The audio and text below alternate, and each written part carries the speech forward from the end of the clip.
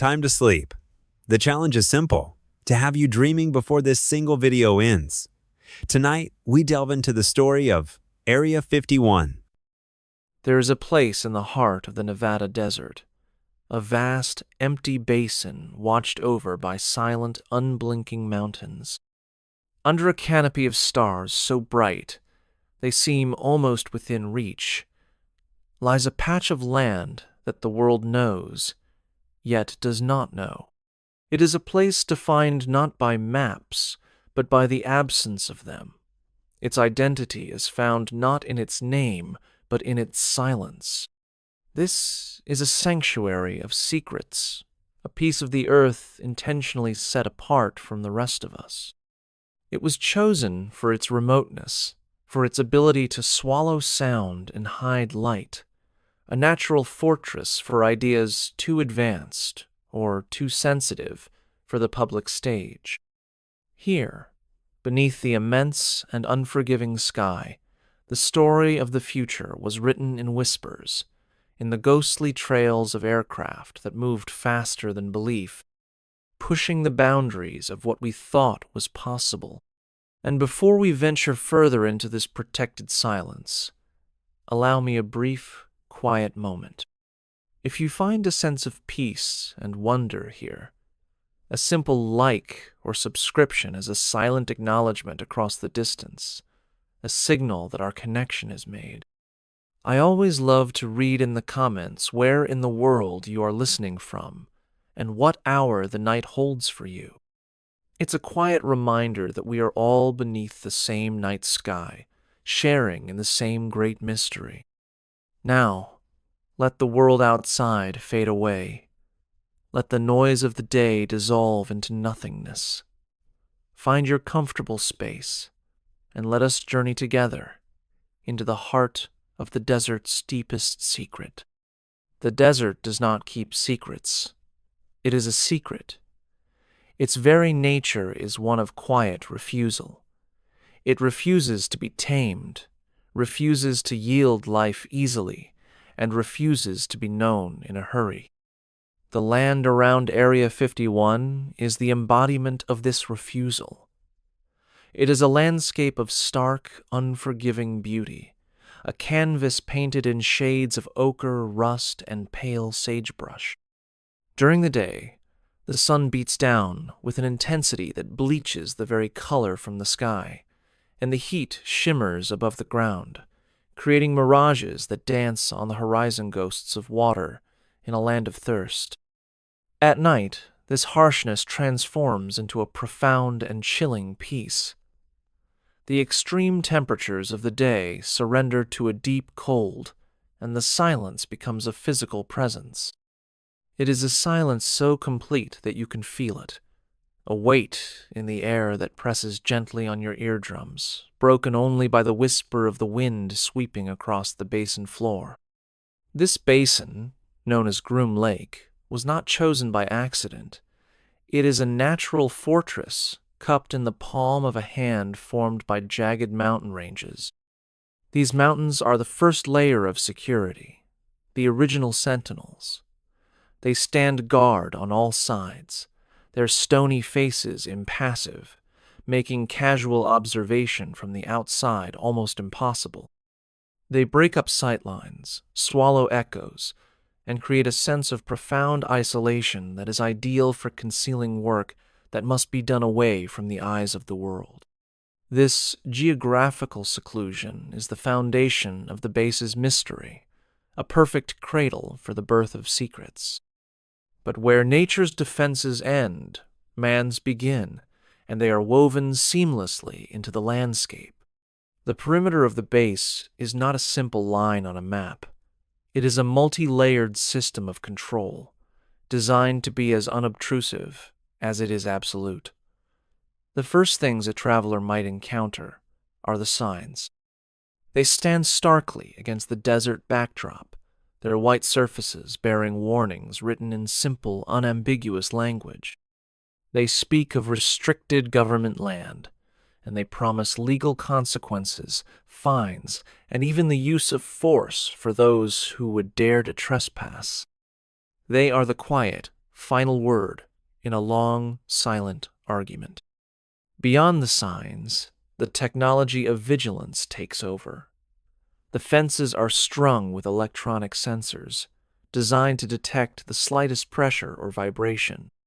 Unseen cameras, hidden amongst the rocks and desert scrub, maintain a constant, unblinking watch.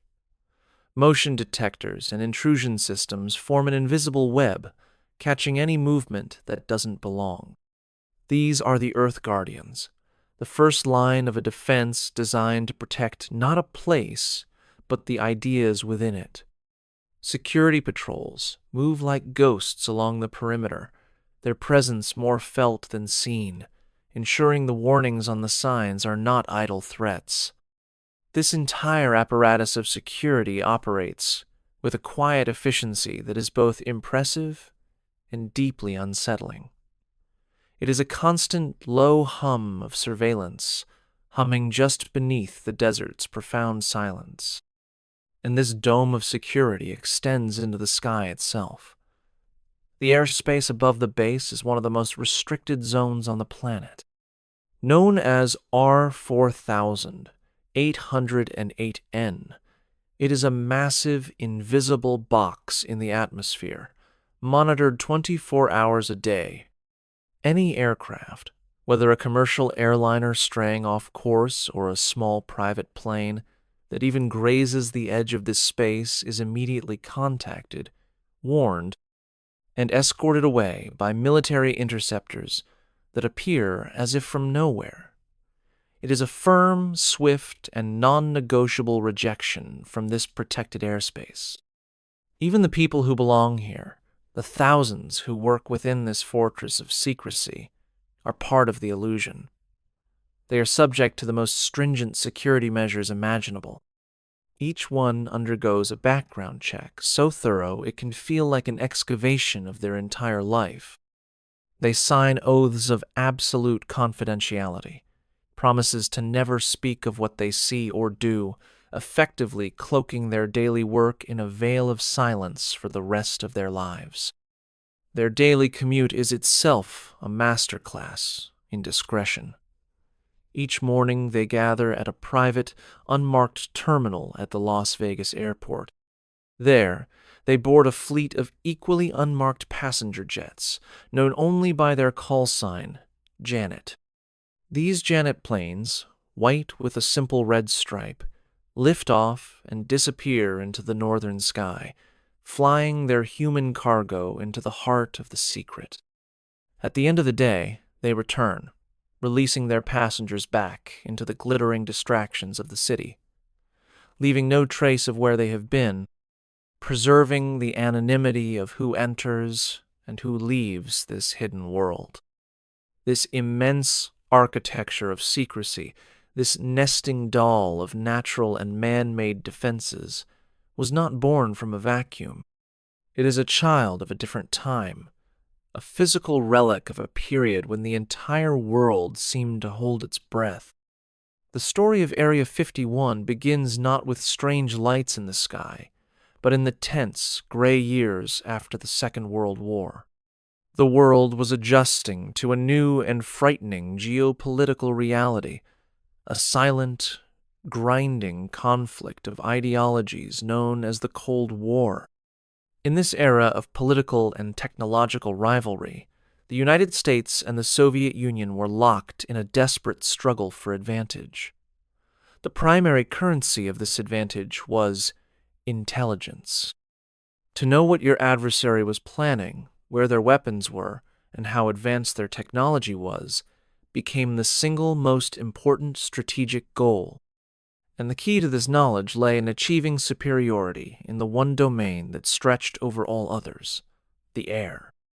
A new kind of vision was needed, the ability to look down from an impossible height, to conduct reconnaissance missions over enemy territory without being seen, without being caught.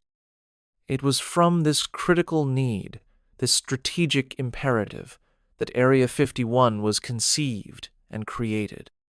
In 1955, the CIA, in partnership with the U.S. Air Force, began a quiet search. They were looking for a home for a revolutionary new aircraft, a spy plane codenamed U-2. The requirements for its testing ground were demanding. It had to be remote, far from population centers and civilian air traffic.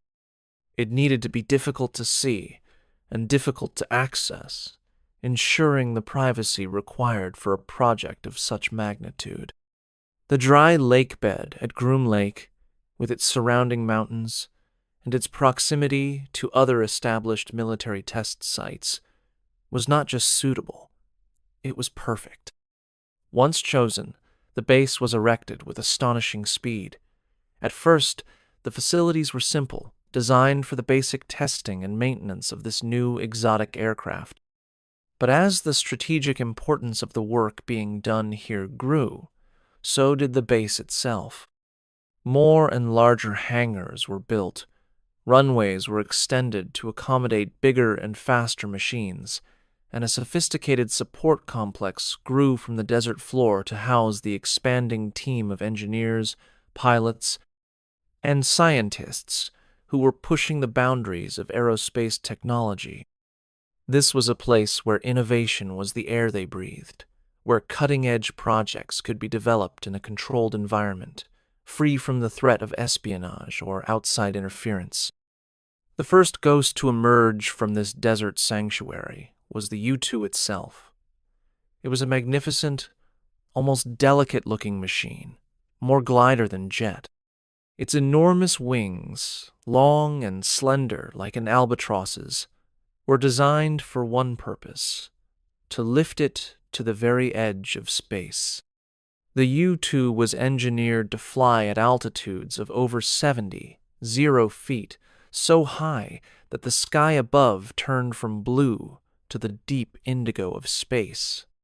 From this vantage point, it floated above Soviet territory, beyond the reach of their radar and their interceptor jets, and far above their anti-aircraft missiles of the time. Piloting the U-2 was an immense challenge. The pilots, dressed in what were essentially early spacesuits, had to fly the aircraft on a knife's edge, in a narrow performance window where the stall speed and the maximum speed were only a few knots apart. From their lonely perch, they could see the gentle curvature of the Earth. With their powerful cameras, they captured images of stunning clarity, revealing the secrets of the Soviet Union's military infrastructure airfields, submarine pens, and, most critically, their missile launch sites. This intelligence was invaluable. It provided a clear window into Soviet capabilities, helping to shape American policy throughout the Cold War. It was a U-2, flying a high-altitude mission over Cuba in 1962, that returned with the undeniable photographic evidence of Soviet nuclear missile installations, triggering a crisis that brought the world to the brink of nuclear war.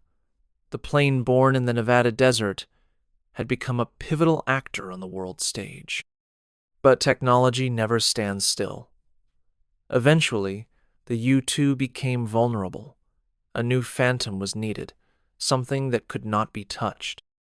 And so, from the secret hangars of Area 51, a new shape emerged, something so futuristic, so utterly alien in its appearance, that it seemed to have arrived from another world. Its first incarnation was the A-12 Oxcart, a reconnaissance aircraft built for the CIA, a machine of incredible speed and altitude, whose very existence was one of the most closely guarded secrets of the Cold War, remaining hidden from the public for decades. The A-12 was the direct predecessor to its more famous sibling, the SR-71 Blackbird. The Blackbird was not just an aircraft, it was a legend. Forged from titanium to withstand the incredible heat of friction, its skin would glow a dull cherry red as it flew at more than 3 times the speed of sound. It was, and remains, one of the fastest air-breathing aircraft ever built.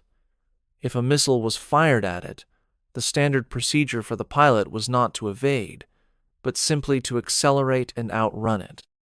It was designed to be untouchable, the perfect tool for strategic reconnaissance, capable of photographing vast swathes of territory in a single mission. When these strange, black, otherworldly shapes were glimpsed by civilians or commercial pilots in the skies over the American Southwest, it is easy to understand how the stories began. These were not flying saucers, but they were, in a very real sense, unidentified flying objects. They were operating in total secrecy, their existence denied by the government, performing maneuvers and flying at speeds that seemed to defy the known laws of physics. The secrecy that was so essential to the base's military mission became the very thing that fueled public speculation. The lack of official explanations for these sightings created a vacuum, and into that vacuum, the human imagination, ever drawn to the inexplicable, began to pour its most fantastic theories. The seeds of the Area 51 mythos were not planted by hoaxers or science fiction writers. They were sown by the very real, very secret, and very advanced technology being born in the heart of the desert. The base's purpose may have been national security, but its destiny was to become a global phenomenon, a symbol for everything we suspect is hidden, just beyond our sight. The desert, as we have seen, became the keeper of very real secrets of titanium and jet fuel, of record-breaking altitudes and unimaginable speeds. The U-2 and the Blackbird were triumphs of human ingenuity, but their existence was wrapped in a shroud of absolute denial. For decades, the United States government would not even officially acknowledge that a place called Area 51 existed.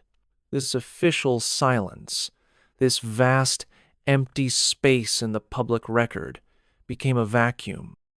And human nature, like nature itself, abhors a vacuum. When strange things were seen in the sky, and the government offered no explanation, people began to create their own.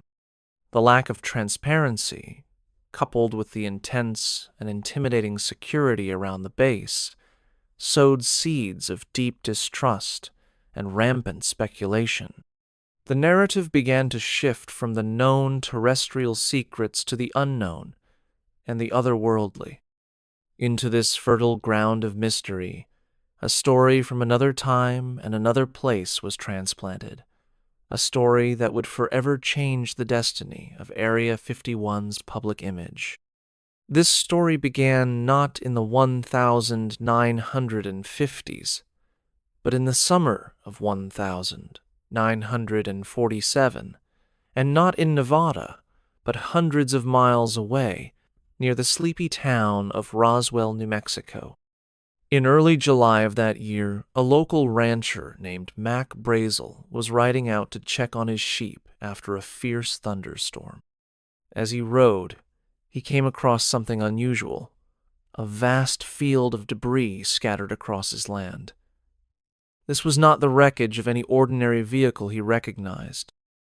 There were pieces of a strange, light metal, thin I-beams with purplish, hieroglyphic-like symbols and fragments of a foil-like material that, when crumpled in his hand, would miraculously unfold itself, returning to its original smooth shape without a single crease.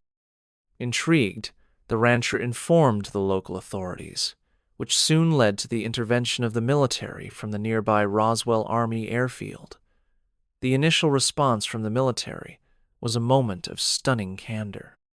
Their press officer issued a statement that was picked up by newspapers across the country, announcing that they had recovered the remains of a flying disc. For a brief moment, it seemed the world was on the cusp of a revelation, but that moment was fleeting. Within 24 hours, the story was aggressively retracted. A second press conference was held, where a high-ranking officer explained that the initial identification was a mistake. The debris, he clarified, was nothing more than the wreckage of a common weather balloon. The strange materials were displayed for the cameras, and the official story was set in stone. But this sudden and stark reversal in the official narrative did not quiet the questions. It amplified them. For many, the weather balloon explanation felt thin, a clumsy attempt to put a lid on something far more significant. This rapid shift sowed the first potent seeds of a cover-up theory, a narrative of a government hiding a truth too profound for the public to handle. Over the following decades, the Roswell incident burrowed deep into the heart of American folklore. The story grew, evolving with new testimonies from supposed witnesses who spoke not just of wreckage, but of the recovery of non-human bodies from a crashed extraterrestrial craft.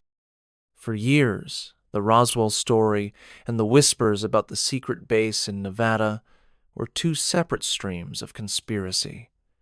But as the mystery around Area 51 deepened, these two streams began to converge. The public imagination needed a place, a physical location where the secrets of Roswell could be kept, studied, and reverse-engineered. The highly secretive, heavily guarded, and technologically advanced base in the Nevada desert was the perfect candidate. The legend of Roswell was grafted onto the reality of Area 51. The base, already home to top-secret aircraft development, now became, in the public mind, the secret hangar for extraterrestrial technology, the laboratory where alien science was being unlocked for military purposes. For a long time, this connection was pure speculation, a compelling theory with no voice to give it life. The stories were whispers, rumors passed between enthusiasts. But that all changed on a spring evening in 1989, in a televised interview that sent shockwaves through the community of UFO researchers and beyond. A man named Bob Lazar came forward. He was quiet, serious, and articulate, and he told a story so detailed and so extraordinary that it would ignite the Area 51 firestorm and provide the definitive blueprint for the modern myth. He claimed he had been there. He claimed he had seen it all. Lazar's story was precise. He said he had been hired to work not at Area 51 proper, but at an even more secret facility nestled in the hills nearby, a site he called S4, located near the Papoose Lake Salt Flat. His job, he stated, was not to build new aircraft, but to deconstruct and understand technology that was not from this world. He was part of a small team of scientists tasked with reverse engineering the propulsion systems of captured alien spacecraft. He described the crafts he saw in stunning detail. He spoke of 9 different flying saucers, kept in hidden hangars, built into the side of a mountain. The one he worked on directly, he nicknamed the Sport model for its sleek, elegant design. It was smooth to the touch, with no visible seams, welds, or rivets, as if it were molded or grown rather than built. The entrance, a small hatch on the underside, would appear seamlessly from the hull, blending back into the surface perfectly when closed. Inside, he said, the craft was small, with 3 low seats and arches that were too small for an average human to use comfortably, suggesting it was built for beings of a different stature. But it was his description of the technology that was most captivating. Lazar claimed the craft did not fly in any conventional sense. It did not use wings to generate lift or jets to create thrust. Instead, he said, it generated its own intense gravitational field. He spoke of 3 gravity amplifiers on the floor of the craft that, when powered, could warp the fabric of space-time itself, allowing the ship to pull its destination towards it, traversing immense distances with little sense of inertia or G-force. It was a description of technology that sounded like it was pulled directly from the pages of science fiction. And at the heart of this technology, he claimed, was a power source of unbelievable potency. Lazar was the first to introduce the world to the concept of element 115. He described it as a stable, super-heavy element not found on Earth, which served as the fuel for the ship's small but incredibly powerful reactor. He explained that when this element was bombarded with protons, it created a wave of anti-gravity, which was then channeled and amplified by the ship's systems. He even claimed to have witnessed a brief demonstration where the reactor, no bigger than a softball, could warp the light of a candle flame from across the room. Its gravitational field so intense it bent the path of the photons. Lazar's story was more than just a claim of seeing a UFO. It was a detailed, technical account that seemed, to many, to explain everything. It explained the impossible speeds and maneuvers witnessed by pilots for decades. It explained why the government would go to such extreme lengths to keep the base secret. The credibility of his story was, and remains, a subject of intense debate.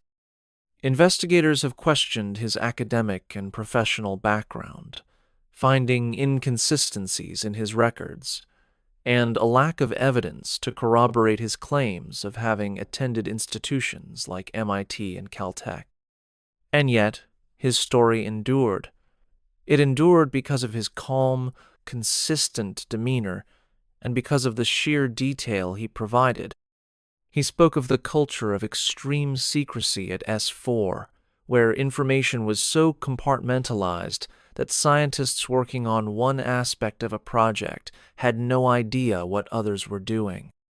He recounted the personal toll his decision to speak out had taken on his life, including alleged harassment and intimidation from authorities, which he presented as the government's attempts to silence him and cover up the truth. Whether Lazar was a genuine whistleblower, revealing a world-changing secret, or a masterful storyteller spinning an elaborate hoax, his impact is undeniable. Before him, Area 51 was a mystery box. After him, the box had been opened, and inside was a fantastic vision of alien technology, anti-gravity, and secret treaties. He gave the myth a vocabulary and a technical framework. As the filmmaker Jeremy Corbell, who profiled Lazar extensively, has argued, regardless of whether one believes every word, Lazar's story forces us to confront uncomfortable questions about the nature of government secrecy and the possibility that technologies exist that could utterly revolutionize our understanding of physics and our place in the prosperity. In Universe, the whispers from the desert now had a name, a face, and a voice.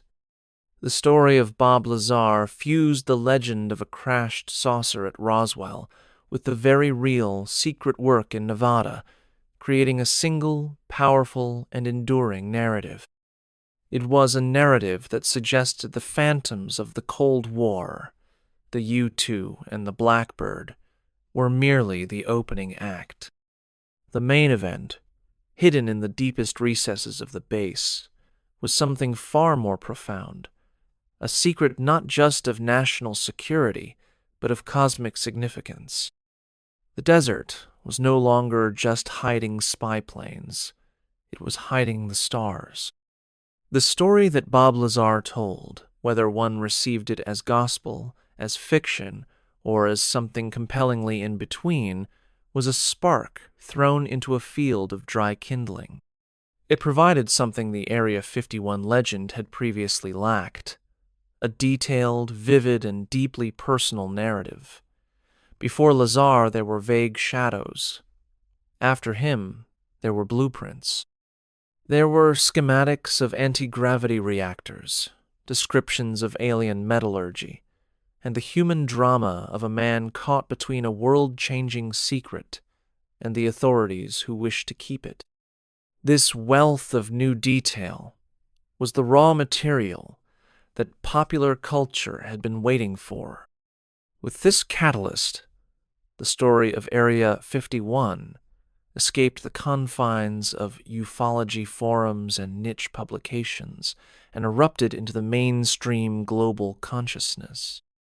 It was no longer just a conspiracy theory. It was becoming a modern myth, a piece of shared folklore for the technological age. The base's transformation from a secret military installation into a cultural phenomenon was solidified in the crucible of Hollywood.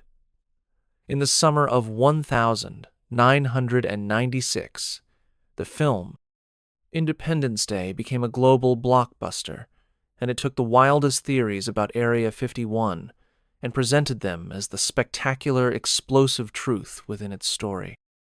The film did not just reference the base.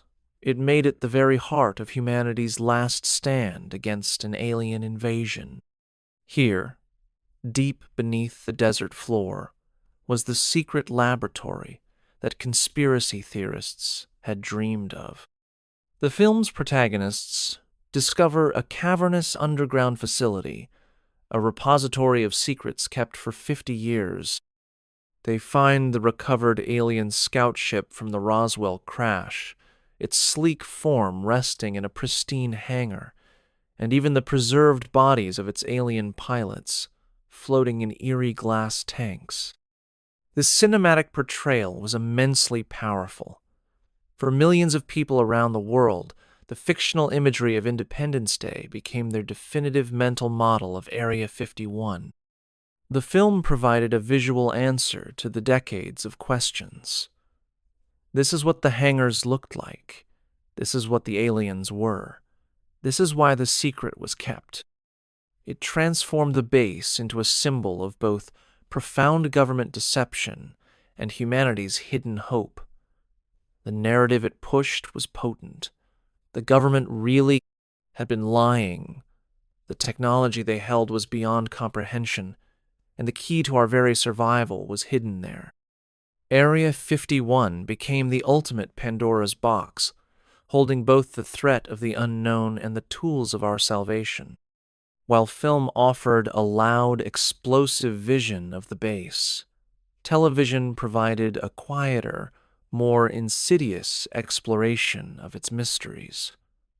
The series, The X-Files, which had premiered a few years earlier, perfectly captured the zeitgeist of 1990s paranoia and the burgeoning public fascination with the unexplained. For the show's protagonists, FBI agents Fox Mulder and Dana Scully, Area 51 was a recurring shadow at the heart of their quest. It was not a place they could simply enter. It was a fortress of the clandestine government conspiracy they sought to expose. The series treated the base as a nexus of secrets, a place where alien technology, genetic experiments, and the dark agenda of a shadow government all converged. The show's famous tagline, "The truth is out there," became the unofficial motto for a generation of curious minds who looked towards the Nevada desert and wondered what was being hidden from them. The X-Files excelled at blurring the lines between fact and fiction, weaving real-life conspiracy theories into its intricate, season-spanning narrative. This approach made the search for the truth as compelling as the truth itself, mirroring the real-world frustration and fascination felt by those who tried to peer behind Area 51's veil of secrecy. This cultural osmosis was not limited to screens. The legend of the base saturated other forms of media, each adding new layers to the myth. A whole genre of literature, ranging from meticulously researched non-fiction to thrilling science fiction, sprang up around the topic. Non-fiction authors, acting as investigative journalists, pieced together declassified documents, witness testimonies, and satellite imagery, attempting to solve the puzzle of the base's true purpose. Their books often walked a fine line, presenting the known facts alongside the tantalizing speculation, leaving the reader to decide where the truth might lie. Meanwhile, novelists used the base as a ready-made setting for stories of espionage, technological marvels, and first contact, using the built-in mystery as a powerful narrative engine. Video games offered an even more immersive experience. They allowed players to do what was impossible in real life, to breach the perimeter and explore the forbidden zone for themselves. In numerous titles, players have taken on the roles of soldiers, spies, or even escaped aliens, navigating the fabled underground labs, battling security forces, and uncovering alien artifacts. This interactive dimension allowed a generation to live the fantasy of Area 51, solidifying its status as an iconic, almost mythical location in the landscape of popular culture. The base even found its way into music and other art forms, becoming a universal shorthand for government secrets and the alien unknown. So, why did this particular military base become such a uniquely powerful cultural symbol? It seems to tap into several deep-seated human needs and anxieties. In a world that feels increasingly mapped, monitored, and known, Area 51 represents one of the last true frontiers, a blank space on the map where the imagination can run wild. It is a canvas onto which we can project our greatest hopes and darkest fears about the future. Furthermore, it speaks to a profound and often justified distrust of authority. For many, the base is the ultimate symbol of government secrecy run amok, a testament to a perceived lack of transparency and accountability from those in power. At the same time, it paradoxically embodies a deep-seated hope. It is a symbol for the belief that we are on the verge of something magnificent, that we are not alone in the universe, and that the proof of this cosmic connection is being carefully guarded in the desert. The story of Area 51 is so compelling because it is ultimately a story about ourselves, our curiosity, our fear of the unknown, our relationship with technology and power, and our eternal upward glance towards the stars. This global fascination was not content to remain a passive, media-driven experience. The myth became a magnet, drawing people from all over the world to the very edges of its reality. A new kind of tourism began to flourish in the desolate landscape of southern Nevada. The state officially designated Route 375 as the extraterrestrial highway, and the few, small, isolated towns along its path became unlikely destinations for modern-day pilgrims. The tiny town of Rachel, located closer than any other settlement to the base, transformed into an unofficial hub for UFO enthusiasts and the merely curious. Local businesses, most famously a motel and restaurant called the Ali Inn, embraced the legend, providing lodging, food, and themed souvenirs to the steady stream of visitors who made the long journey to be near the legend.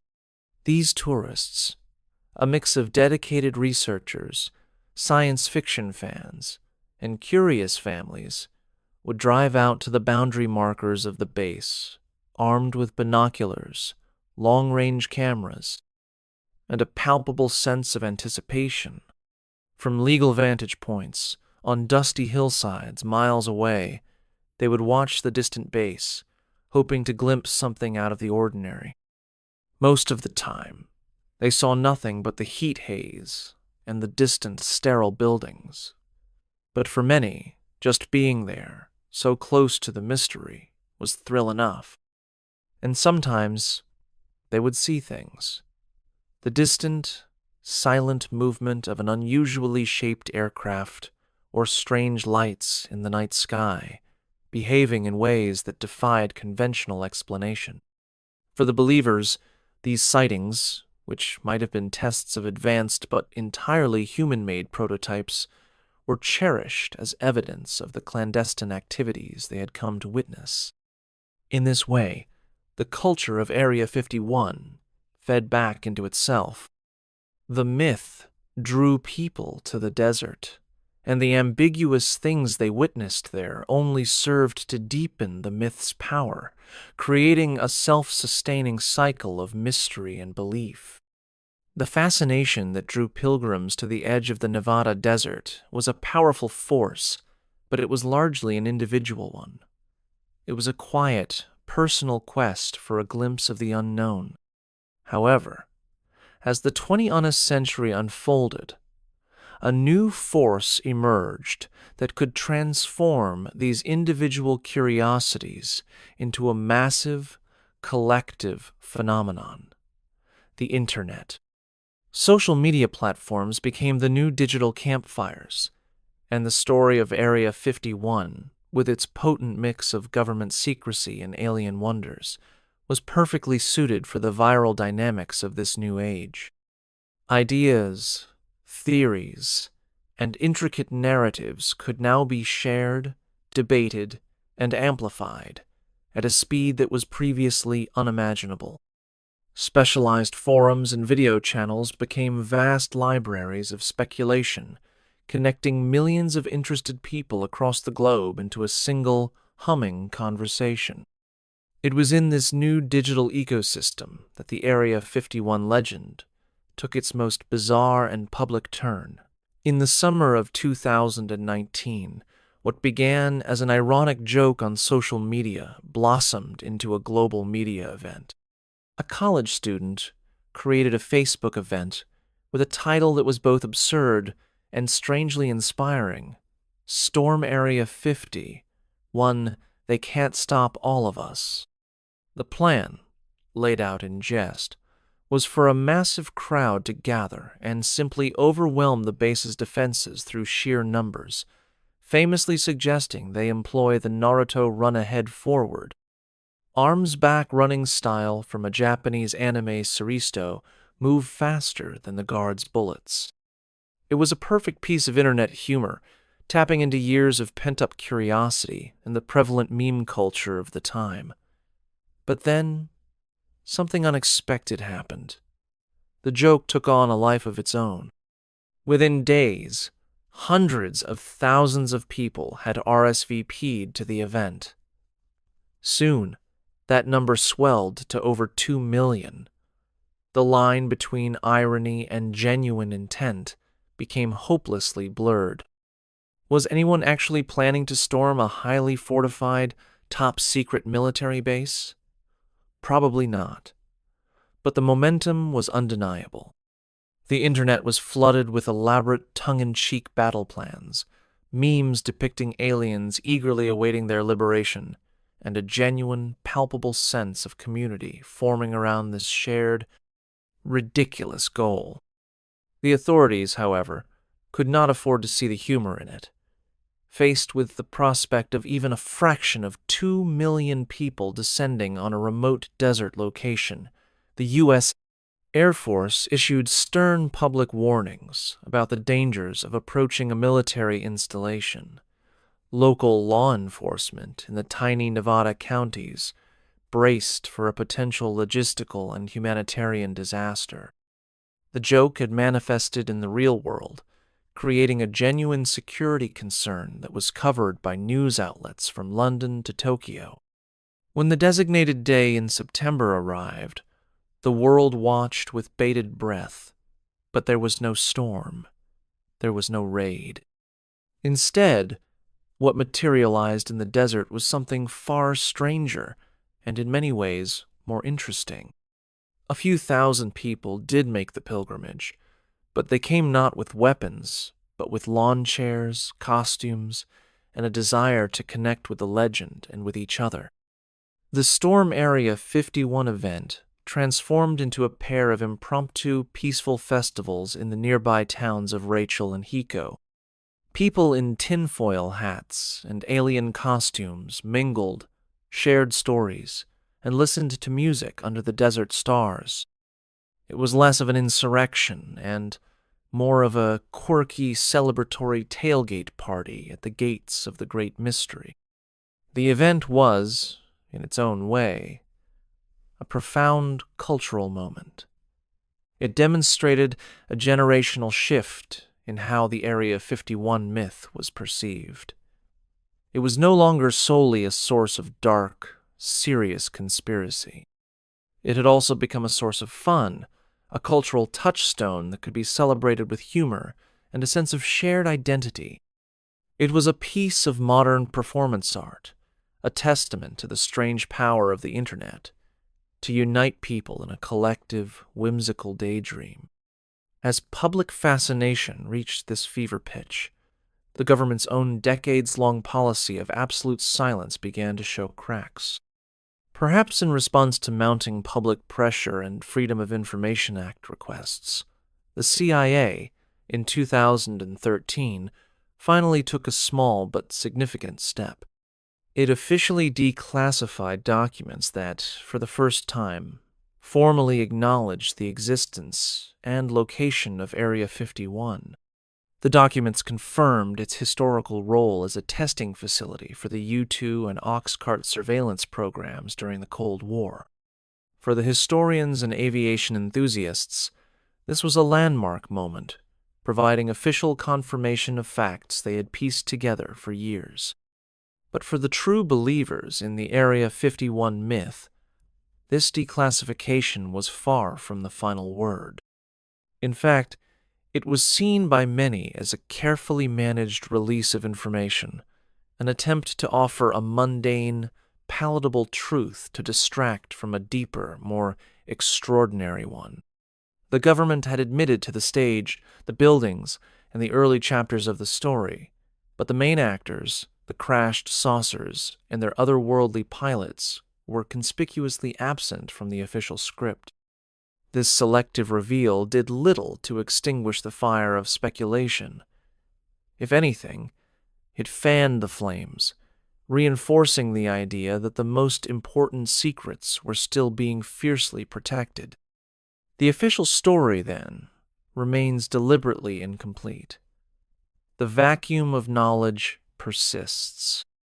And so, let us allow our minds to drift for a moment, to move beyond the familiar shores of spy planes and even silver discs. Let us gently explore the other, more ethereal possibilities that have been born from this enduring mystery. What other explanations could account for the strange phenomena in the Nevada sky? These are the thought experiments that bloom in the fertile ground of the unknown. One of the most mind-bending of these theories suggests that the unidentified crafts are not visitors from another star, but from another time. Could it be that some of the strange, silent, impossibly agile vehicles are time machines, perhaps from our own distant future? In this version of the story, the pilots are not extraterrestrials, but our own descendants historians, anthropologists, or tourists returning to witness their own past. Area 51, with its focus on cutting-edge technology, is imagined by some to be the very place where such research into space-time manipulation might be taking place. The UFOs, in this light, are not invading. They are merely observing silent chrononauts on the ultimate sightseeing trip. Another, more grounded theory suggests we look not to future technology, but to the Earth itself. Perhaps some sightings are not crafts at all, but rare and misunderstood natural phenomena. The unique atmospheric and geological conditions of the desert could, in theory, create illusions. Perhaps strange electrical discharges, pockets of plasma, or unusual weather events can conspire to create lights and shapes in the sky that the human eye interprets as a solid, intelligently controlled object. The desert itself could be the grand illusionist, painting mirages in the air that we mistake for machines. Then there is the theory of holographic projection. In an age of digital deepfakes and advanced visual effects, this idea has gained traction. What if some of the UFOs are not solid objects at all, but sophisticated, three-dimensional illusions projected into the sky? They could be tests of advanced camouflage systems, or perhaps a form of psychological warfare designed to confuse or distract an adversary. The lights would be real, the image would appear solid, but it would be nothing more than cleverly manipulated photons, a ghost in the machine of military technology. Or perhaps the explanation lies in the very energies the base is known to experiment with. The powerful radar systems and rumored tests of electromagnetic weapons could be creating unforeseen side effects, causing visual anomalies in the atmosphere that witnesses mistake for structured craft. These would be technological phantoms of a different sort, unintentional byproducts of experiments we have yet to understand. Finally, we must consider the power of the human mind itself. The mystique surrounding Area 51 is so pervasive, the folklore so deeply embedded in our culture, that it can influence our perception. In a place so famously associated with extraterrestrial activity, the power of suggestion is immense. The mind, seeking to make sense of an ambiguous light or a fast-moving object, may be more inclined to select the most exciting and familiar explanation from its library of possibilities. A visitor from the stars. Time travelers, desert mirages, military holograms, or simply stories we tell ourselves. The beauty of the great Area 51 mystery is that it is vast enough to contain all of these theories and more. It has become a grand, unanswered question, a riddle written across the desert sky, whose final meaning is perhaps known only in the quiet, dreaming mind of the one who dares to wonder. As we drift through the landscape of possibilities that surround Area 51, we move from high-level theories of time benders and desert mirages into a realm of more specific, more detailed, and sometimes more terrifying tales. Like an old, dark forest from a fairy tale, the lore of this secret base has its own named legends, its own whispered horror stories that are told and retold, primarily in the shadowy corners of the internet. These are not just theories. They are narratives, complete with characters, drama, and a chilling sense of dread. One of the most pervasive and disturbing of these is the story of Project Abigail. This tale is a fixture of online paranormal and conspiracy forums, a piece of modern horror fiction that has become inextricably linked with the base. It begins, as many dark tales do, with a sense of hopeful innocence. The story is set in the years immediately following the Second World War, a time when the base was being repurposed for a new era of military and scientific experimentation. According to the legend, a brilliant scientist named Albert Wester was a leading figure at the base, and a sensitive project was initiated to study the effects of extreme radiation and other elements on human anatomy. Due to the highly sensitive and dangerous nature of the work, the project needed a trusted volunteer, someone who would maintain absolute confidentiality. That volunteer, the story goes, was Albert's own beloved college sweetheart, Abigail Wester. She was a student with a keen interest in the work being done at the base, and she volunteered, perhaps out of love for Albert or a sense of patriotic duty, unaware of the horrific consequences that awaited her. The experiments began, and soon they went terribly wrong. Abigail's body began to react to the treatments in unforeseen and monstrous ways. Her skin became unnaturally wrinkled and tough, her teeth grew at an alarming rate, and her bones twisted and lengthened. Most terrifyingly, she began to lose her cognitive functions, her humanity slipping away as her body transformed into something unrecognizable, something that could only be described as a monster. The legend claims that several of the scientists on the project, horrified by what they had created, pleaded with the military leadership to halt the experiments and try to reverse the damage, to return Abigail to her former state. But the changes were irreversible. Her body had, in some terrible way, adapted and responded to the drugs she was given. The story takes an even darker turn with the alleged suicide of her husband, Albert, who, in his despair over what had been done to his wife, left a final letter. In it, he begged his superiors to end Abigail's suffering with a humane death. Instead, a crueler decision was made to simply cut off her food supply and allow the creature to starve to death, to erase the failed experiment from existence. But on the very first night of this cruel new protocol, the story concludes. Abigail escaped. Now possessing superhuman strength and driven by primal instincts, she broke free from her confinement, leaving behind a trail of destruction and the lifeless bodies of several guards before disappearing into the vast, dark expanse of the Area 51 grounds. The legend insists that her ghostly, monstrous form still roams the perimeter of the base, her wails sometimes carried on the lonely desert Wendigost born from a scientific nightmare. It is a chilling and compelling story. But it is important to understand that the tale of Project Abigail is widely considered to be a creepypasta, a piece of horror fiction born on the internet and copied and pasted across countless forums, evolving as it spreads.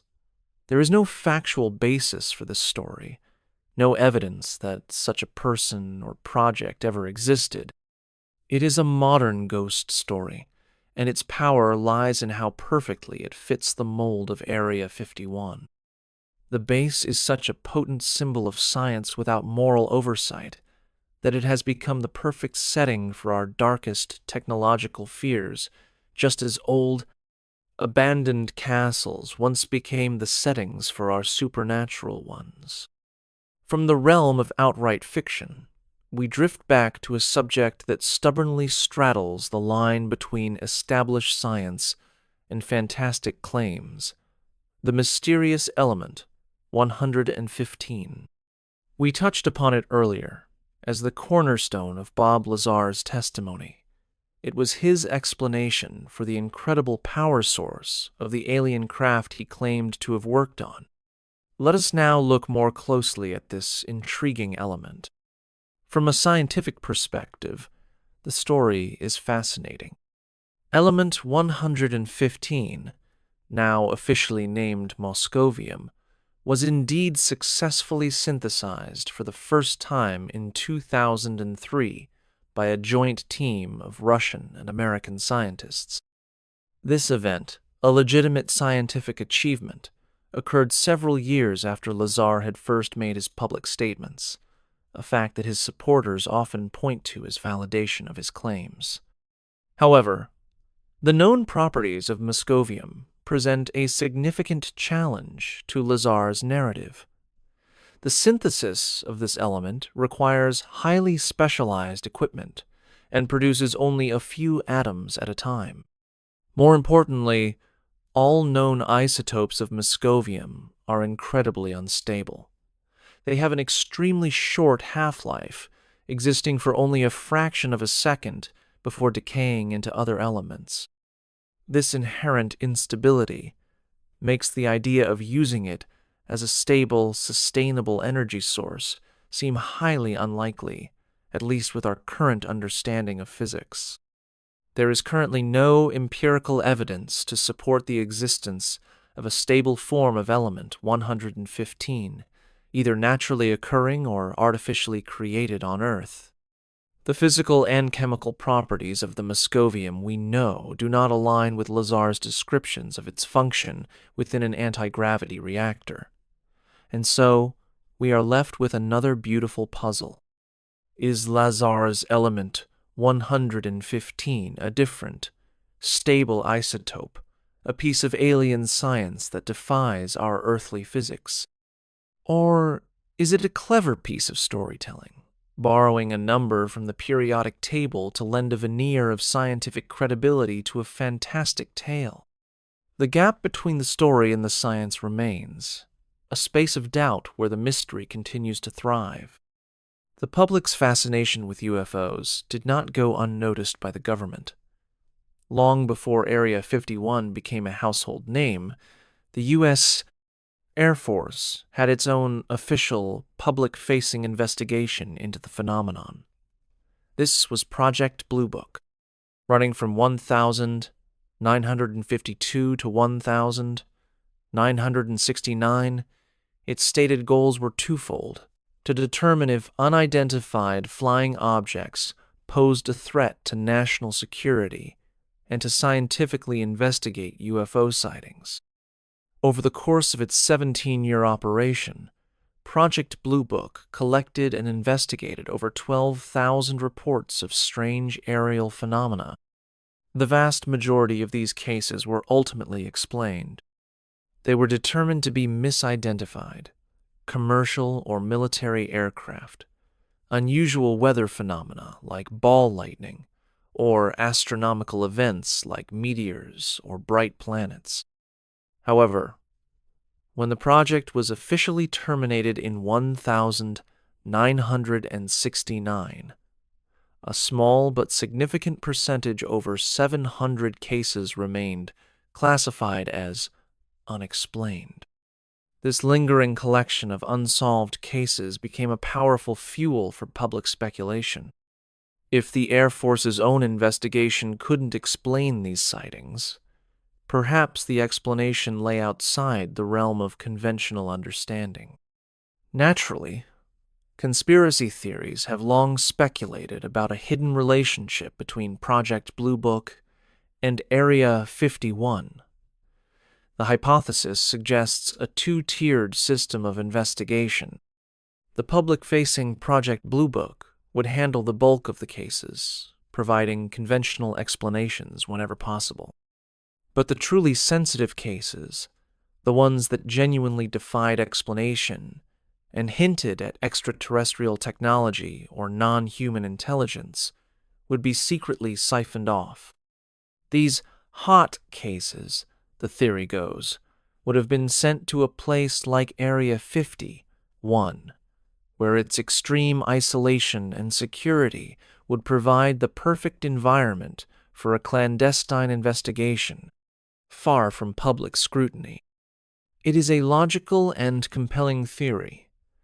Yet, it is important to note that there is no declassified documentary evidence that directly links Project Blue Book's operations to Area 51.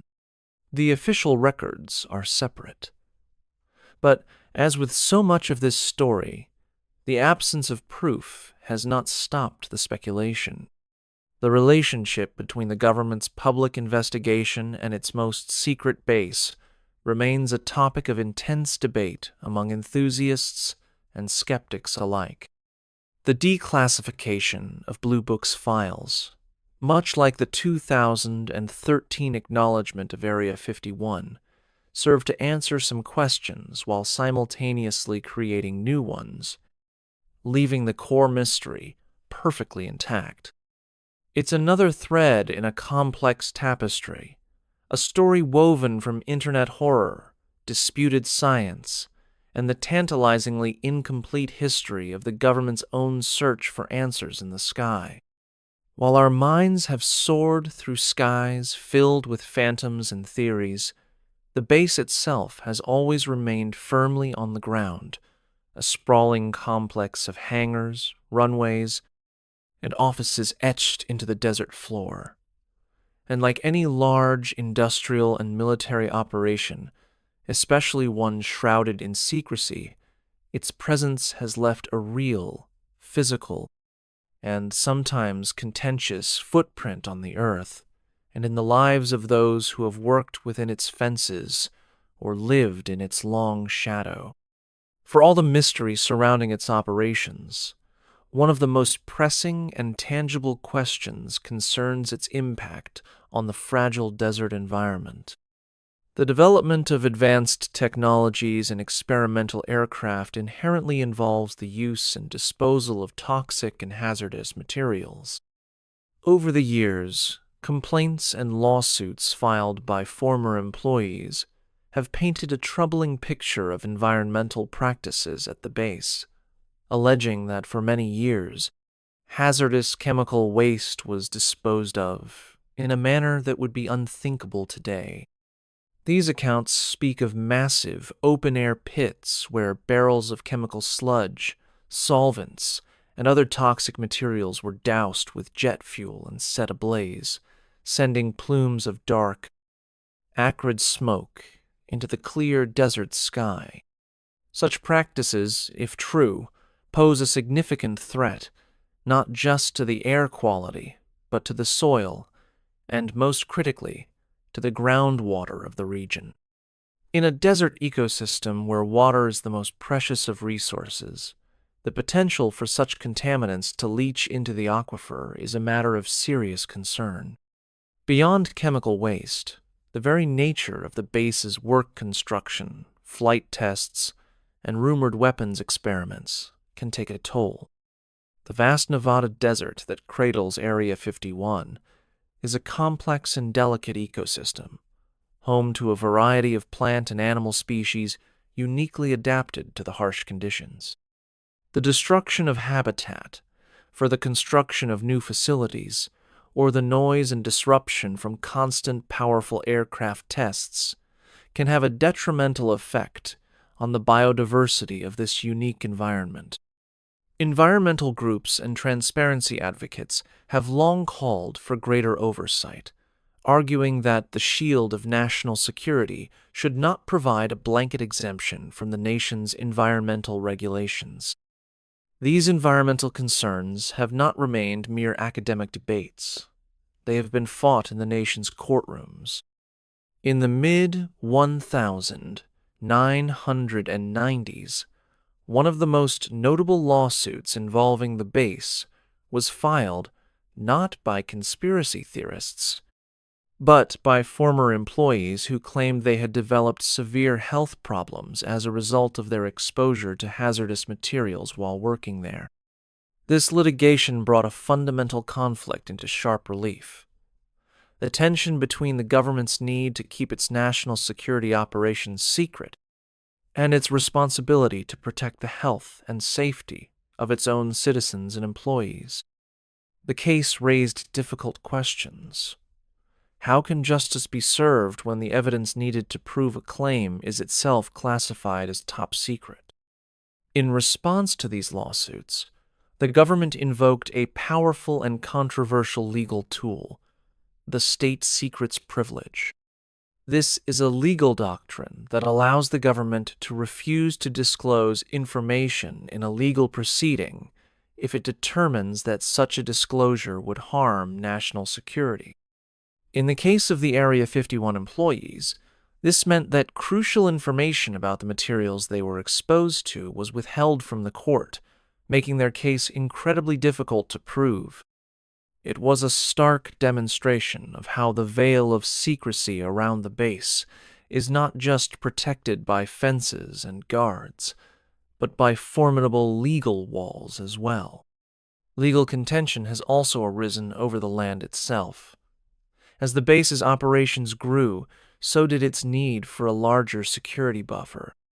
The expansion of its perimeter over the years has led to disputes with local residents and landowners who found their access to public lands restricted or their own property being acquired by the government. These expansions, while seen by the military as necessary security measures, were viewed by some locals as land grabs that eroded their historical access and rights, leading to tense negotiations and further litigation.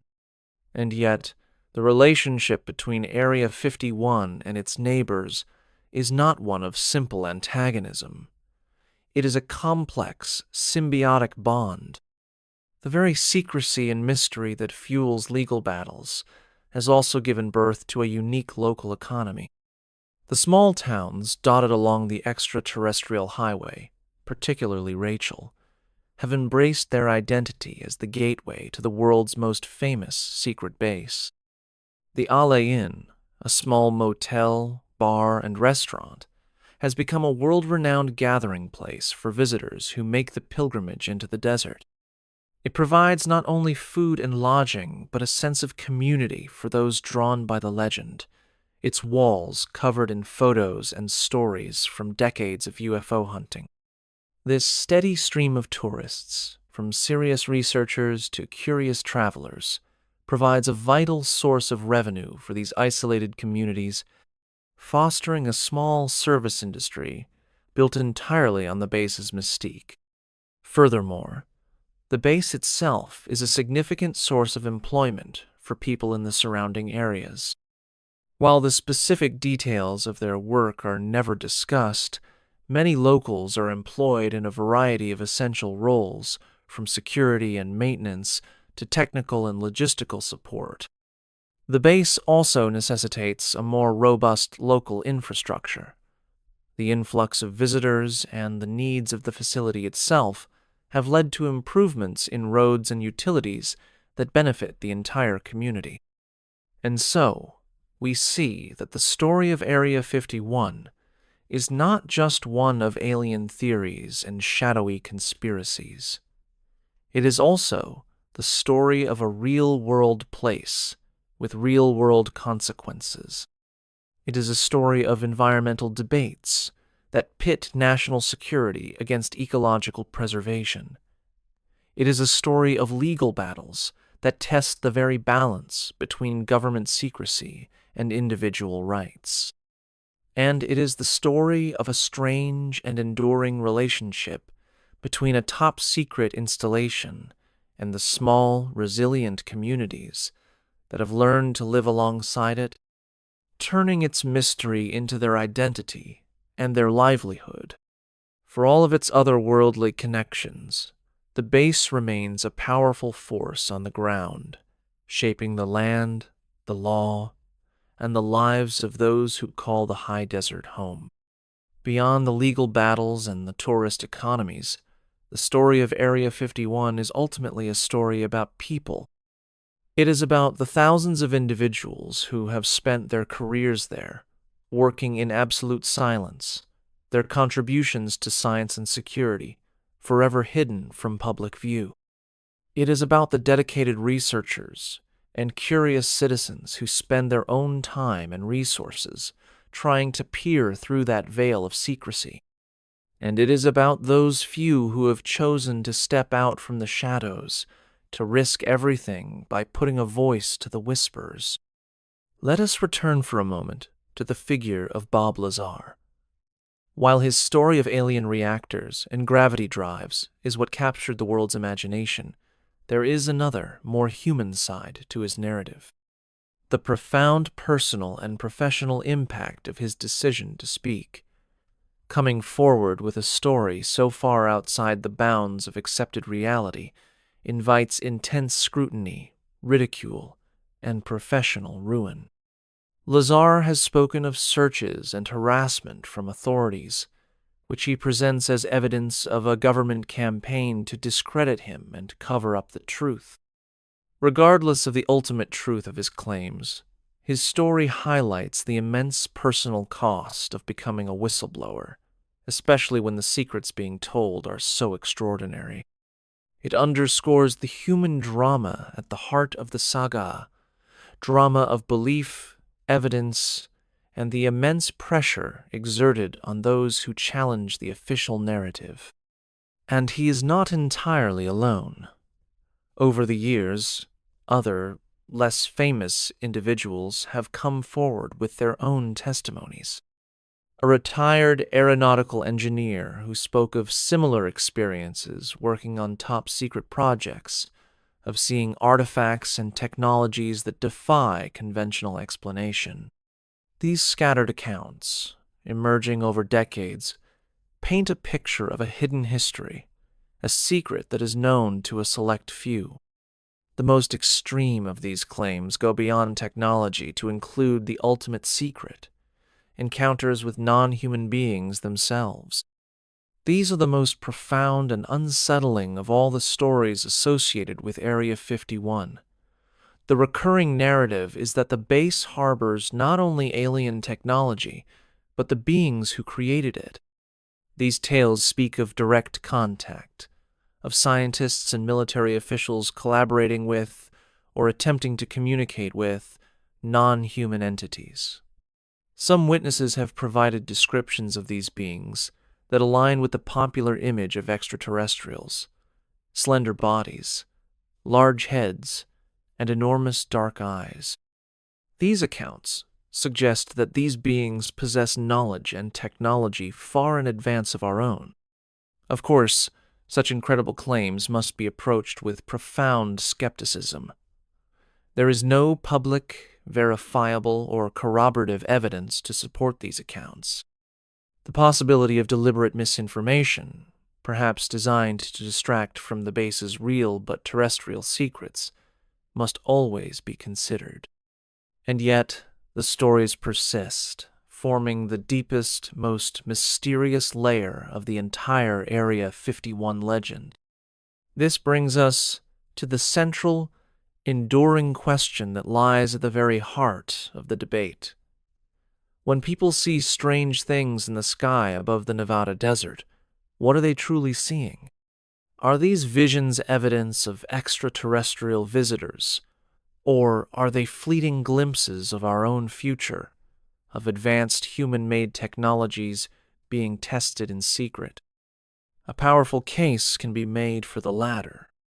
We know for a fact that Area 51 has been the crucible for America's most advanced aviation projects for over half a century, from the U-2 spy plane to the F-117 Nighthawk stealth fighter. It is entirely reasonable and even logical to speculate that some, if not all, of the UFO sightings in the region are actually tests of advanced prototypes and experimental technologies that have not yet been revealed to the public. An aircraft built with technologies decades ahead of our own could easily appear magical or otherworldly to an observer, capable of speeds and maneuvers that seem to defy the laws of physics as we commonly understand them. The simple geographical coincidence between America's premier aerospace test site and its most famous UFO hotspot is, for many, too significant to be ignored. On the other hand, the extraterrestrial hypothesis endures for a reason. It is fueled by accounts of objects performing maneuvers that seem to challenge even our most advanced understanding of physics and materials science. This idea has gained renewed traction in recent years, as the Pentagon itself has declassified videos and reports from military pilots. These documents show trained observers encountering objects that display exceptional aeronautical capabilities, performing feats that leave them audibly stunned and confused. While these official releases do not offer any definitive conclusions about the object's origins, they lend a new credence to the idea that there are things in our skies that we simply cannot explain. This debate leads us to the grandest and most fascinating theory of all, the one that ties every thread of the mystery together: the idea of reverse engineering. This is the theory that Area 51 is, and has been, a laboratory dedicated to the monumental task of understanding and replicating recovered alien technology. Proponents of this idea often point to the 1947 Roswell incident as the likely source of these extraterrestrial artifacts. The thinking is that scientists at Area 51 are painstakingly taking apart these non-human devices to discover the scientific and technological principles that allow them to function. The goal would be to harness these advances for our own military and aerospace applications. Imagine the possibilities. The technology most often theorized to be derived from such a program is anti-gravity propulsion, a system that would allow a craft to move without conventional fuel or rockets, overcoming the limitations of our current technology. Other areas of interest would include advanced energy systems, materials with impossible strength-to-weight ratios, and revolutionary new computing or communication capabilities. But this grand theory begs a final, deeply philosophical question. If we were to recover technology that was thousands, or even millions, of years more advanced than our own, could we even begin to understand it? It is a profound challenge. Such an advanced technology might operate on physical principles that our science has not yet discovered or even conceived of. Just as quantum mechanics would seem like pure magic to a Roman engineer, so too might alien technology be based on concepts that are simply beyond our current comprehension. Furthermore, the materials and manufacturing processes involved might be completely unfamiliar to us, complicating any attempt at analysis. The ability to manipulate matter at a subatomic level, or to harness forms of energy we have never dreamed of, could be fundamental to these technologies. Even interacting with such a device could be impossible if its interface was designed for beings with different senses, cognitive abilities, or forms of communication. The gap between our knowledge and that of a vastly older civilization could be too great to bridge. We would be like primates trying to understand a smartphoneable to see what it does, but completely unable to grasp the principles of microprocessors, software, and wireless communication that make it work. We are left, then, suspended in this final, vast question. The greatest secret of Area 51 may not be what is hidden inside its hangars, but whether we, as a species, would even be ready to understand it if it were revealed. And while Area 51 holds a singular and unmatched place in the global imagination, the practice of maintaining highly secret, remote military and scientific installations is not a uniquely American phenomenon. The impulse to conduct sensitive research far from prying eyes is a global constant among world powers. Around the planet, other nations have their own black sites, their own secluded domains of secrecy, each with its own history, its own purpose, and its own mythology. If we travel across the world to the vast, arid steppes of Russia, we find a place known as Kapustin Yar. Established in 1946, a year before the Roswell incident, and nearly a decade before the official founding of Area 51, this site was the Soviet Union's premier center for the development and testing of its rockets and missiles. From the early days of the space race to the development of intercontinental ballistic missiles, Kapustin Yar was the heart of Soviet rocketry. And just like its American counterpart, the intense secrecy surrounding its advanced, and sometimes explosive, work fueled rampant public speculation. For decades, Kapustin Yar has been Russia's own Area 51, a focal point for conspiracy theories involving crashed UFOs and the reverse engineering of extraterrestrial technology. It serves as a powerful reminder that when a government pushes the boundaries of technology in secret, the public imagination will often fill the silence with visitors from the stars. In the United Kingdom, on the Salisbury Plain, lies a facility with a different but equally shrouded purpose: Porton Down. It is officially a science and technology park for the UK's Ministry of Defence, renowned for its work in chemical and biological warfare research since the First World War. While its existence is not a secret, many of the specific activities conducted within its fences are cloaked in mystery. This secrecy has led to decades of intense public debate and controversy, particularly surrounding allegations of human experimentation, with service members being subjected to tests involving nerve agents and other dangerous substances. The mythology of Porton Down is not one of alien hardware, but of biology and ethics, a different kind of government secret that raises profound questions about the lengths a nation will go to in the name of defense. Far to the south, in the remote heart of Australia, lies a facility known as Pine Gap.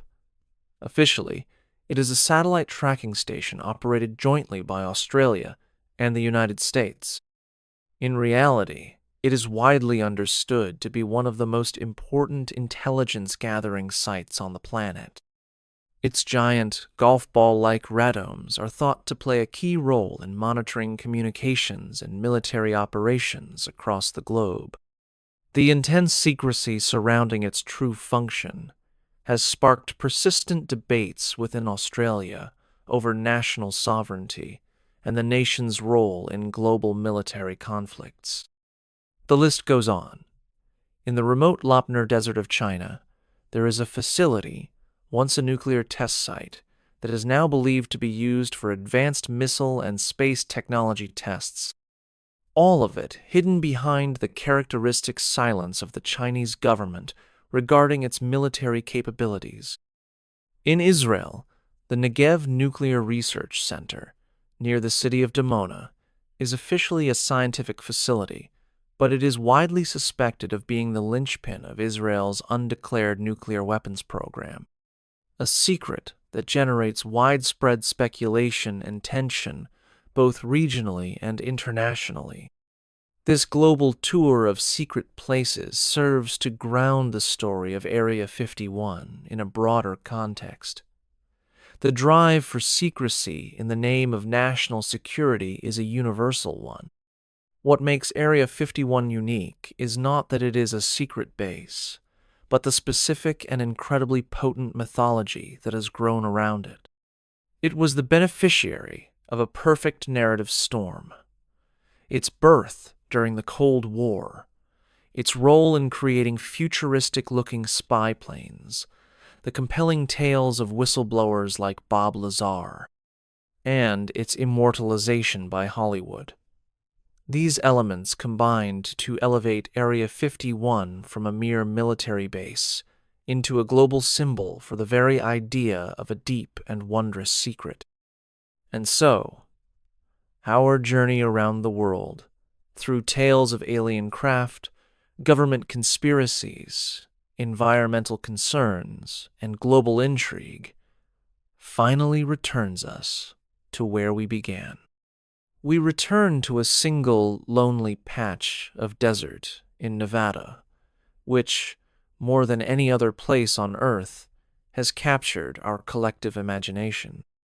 Let us go there now, for one final moment of quiet contemplation as the night deepens and the world prepares for sleep.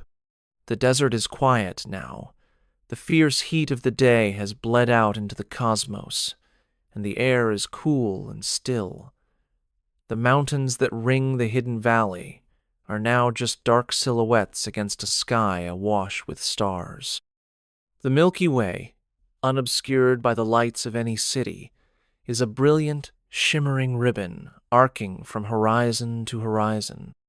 Down in the basin, the lights of the base itself are few, and they burn with a steady, watchful intensity. From this distance, there is no sound, no sign of the advanced thinking or technological marvels that may be unfolding within those hangars. There is only the vastness of the desert and the even greater vastness of the night sky. The story of Area 51, as we have seen, has many layers. It is a story of history, of the tense global chess match of the Cold War. It is a story of incredible human ingenuity, of engineering that pushed us to the edge of space. It is a story of culture, of how a secret place became a modern myth. And it is a story of possibility, of the profound and unanswered question of whether we are alone in this universe. But tonight, we can let those layers fall away. We can release the questions, the theories, and the debates. In this final quiet moment, Area 51 can return to what it fundamentally is, a small human outpost in an immense, wild, and beautiful landscape. A place of quiet work, surrounded by a universe of silent, glittering wonder. As you find your own comfortable space, as your breathing slows and your thoughts begin to drift, let this image be your anchor. The image of a silent desert, under a canopy of infinite stars, holding its secrets close as the world and you finally drift off to sleep.